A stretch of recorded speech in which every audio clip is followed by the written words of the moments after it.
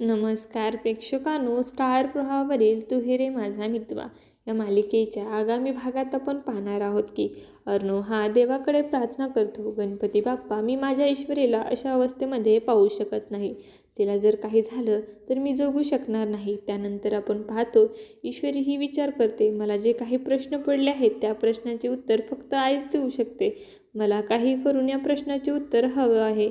त्यानंतर आपण पाहतो ईश्वरी ही आजारी असते आणि ती खाली येणं तिला जिन्यावरून खाली येण्यासाठी राकेश मदत करतो आणि तो तिचा एक हात पकडतो तर दुसरा हात हा खांद्यावर ठेवतो आणि तो ईश्वरीला जिन्यावरून खाली घेऊन येत असतो.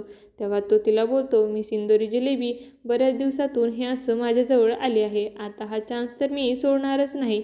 आणि त्याच वेळेस अर्णव त्या ठिकाणी येतो आणि तो मी सिंदूर म्हणून आवाज देतो आणि राकेश हा अतिशय जवळ पाहून त्याला देखील राग आलेला असतो आणि तो धावत खाली येतो आणि राकेशला धक्का मारून ईश्वरीपासून बाजूला करतो आणि तो ईश्वरीला सावरतो.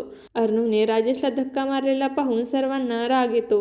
आता येणाऱ्या भागामध्ये अंजली आणि अर्णव यांच्यामध्ये राकेशमुळे भांडण होणार का, हे पाहणं अतिशय रोचक ठरणार आहे. तुम्हाला जर आपला व्हिडिओ आवडला असेल तर चॅनलला लाईक, शेअर आणि सबस्क्राईब करायला विसरू नका. धन्यवाद.